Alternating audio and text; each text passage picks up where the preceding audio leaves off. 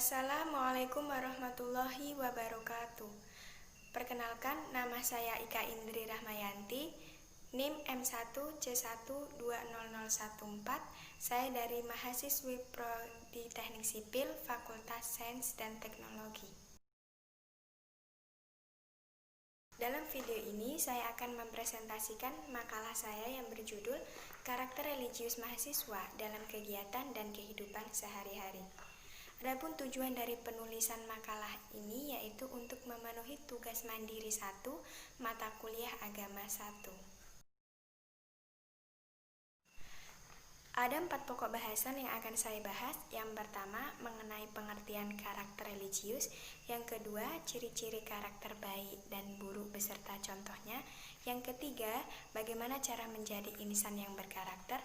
Dan yang keempat, karakter religius dan Qurani pada mahasiswa. Yang pertama adalah pengertian karakter religius. Karakter religius terdiri dari 2 suku kata. Yang pertama, karakter. Karakter menurut Kamus Besar Bahasa Indonesia diartikan sebagai sifat-sifat, akhlak atau budi pekerti yang menjadi ciri khas seseorang dengan yang lainnya. Ada beberapa ahli yang memaknai karakter beragam. Salah satunya adalah M. Mahbubi yang mengutip dari M. Furqon Hidayatullah, mengemukakan bahwa istilah karakter itu berasal dari bahasa Latin yang artinya dipahat. Karakter diibaratkan seperti batu granit yang memahatnya harus dengan hati-hati. Ketika memahatnya dengan sembarang, maka granit tersebut akan rusak. Secara umum, karakter itu diartikan sebagai perwujudan nilai-nilai perilaku manusia yang berhubungan dengan sesama ataupun yang berhubungan dengan Tuhan. Yang kedua adalah religius. Secara bahasa, religius dimaknai menjadi religi dan religius. Religi yang artinya agama atau kepercayaan adanya sesuatu kekuatan kodrati di atas manusia. Sedangkan religius artinya adalah sifat religi yang melekat pada diri seseorang. Nah, jadi secara umum karakter religius dapat diartikan sebagai karakter manusia yang selalu menyadarkan segala aspek kehidupan kepada agama. Pokok bahasan yang kedua adalah ciri-ciri karakter baik dan buruk beserta contohnya. Ciri karakter baik yaitu memiliki etika dan moral. Etika adalah pranata perilaku seseorang atau sekelompok orang yang bersumber dari filsafat. Sedangkan moral adalah perilaku yang sesuai dengan ukuran-ukuran tindakan sosial atau lingkungan tertentu yang diterima oleh masyarakat. Jadi secara umum, etika dan moral itu berlangsung pada waktu dan tempat tertentu. Namun jika seseorang tersebut memiliki karakter yang baik, maka mereka pasti akan bisa menyesuaikan etika dan moral pada waktu dan tempatnya.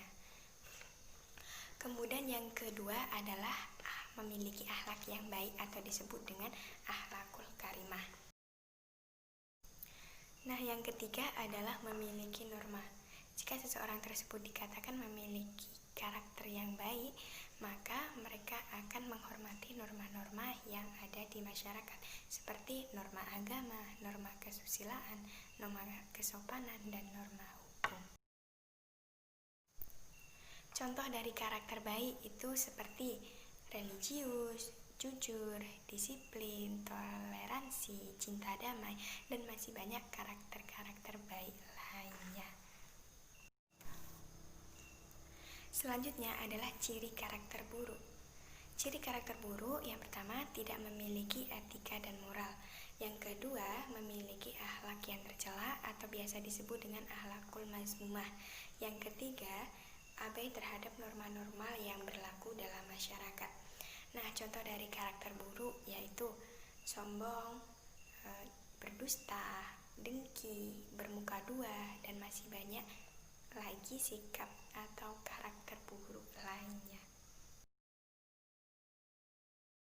Pokok bahasan yang ketiga adalah bagaimana cara menjadi insan yang berkarakter. Untuk menjadi insan yang berkarakter, kita harus mengetahui proses pembentukan karakter. Nah, proses pembentukan karakter dibagi melalui dua cara. Yang pertama secara formal. Secara formal biasanya melalui pendidikan, seperti pembiasaan mengucap salam, berdoa sebelum memulai pelajaran, menghormati guru, menghargai teman, dan masih banyak aturan-aturan yang diterapkan dalam pendidikan guna untuk pembentukan karakter. Kemudian yang kedua itu secara informal. Secara informal itu ya di sekitar lingkungan kita, seperti di keluarga.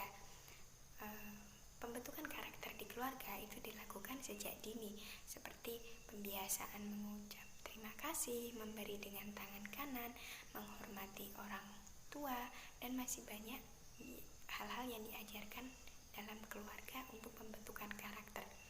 Hal ini dilakukan sejak dini karena karakter baik itu timbul dari kebiasaan-kebiasaan terpuji. Nah, itu tadi adalah proses pembentukan karakter. Terus apa saja sih yang dapat dilakukan untuk menjadi insan yang berkarakter? Hal-hal yang dapat dilakukan salah satunya adalah yang pertama, berpikir positif. Nah, ketika kita berpikir positif, maka hati dan pikiran kita tidak akan merasa gelisah, sehingga emosi yang ada pada diri kita tidak membawa kita ke dalam hal-hal yang negatif. Kemudian yang kedua adalah menjaga kesehatan jasmani. Ketika jasmani kita sehat, maka jiwa dalam diri kita pun akan ikut sehat.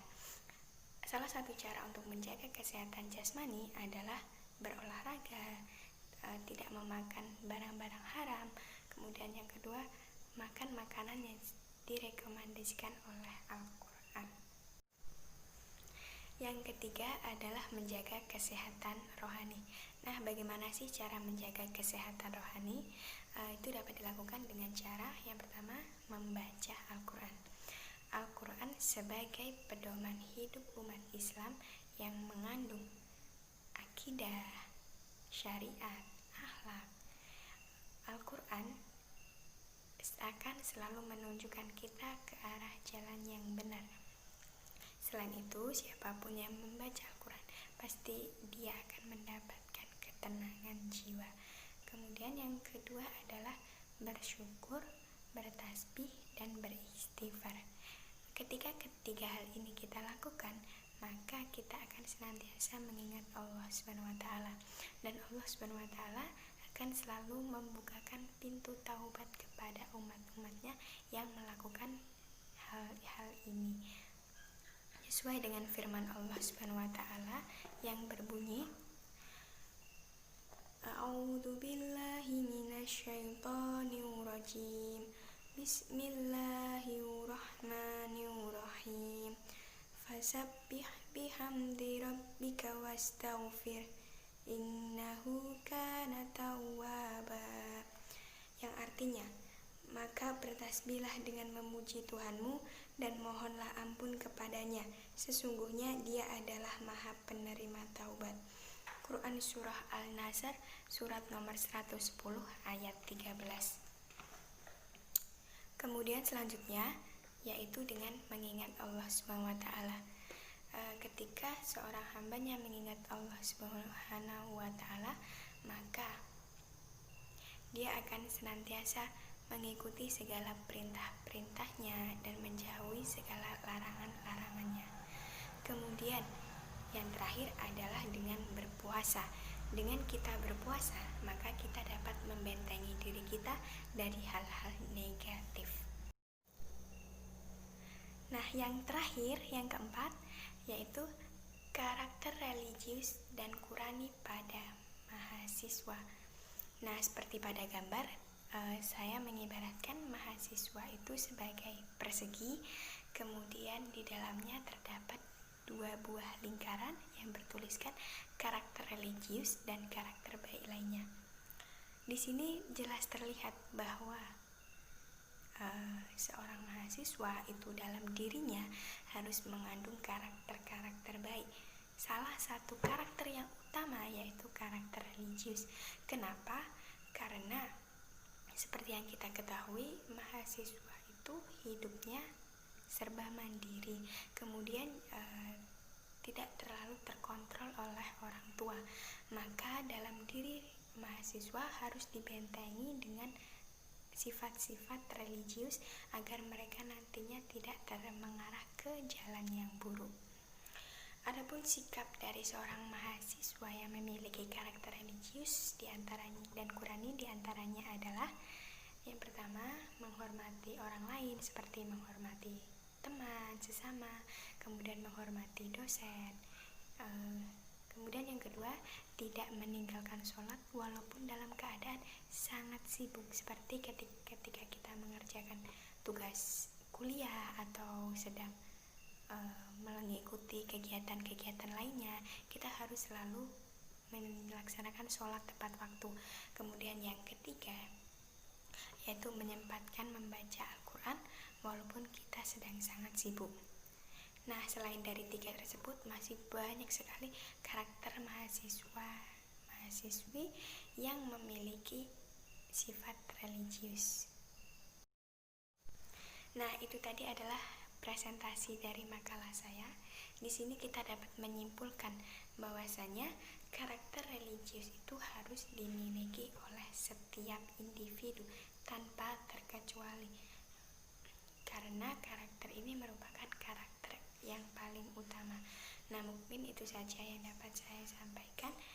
Lebih dan kurangnya saya mohon maaf. Saya akhiri. Wassalamualaikum warahmatullahi wabarakatuh.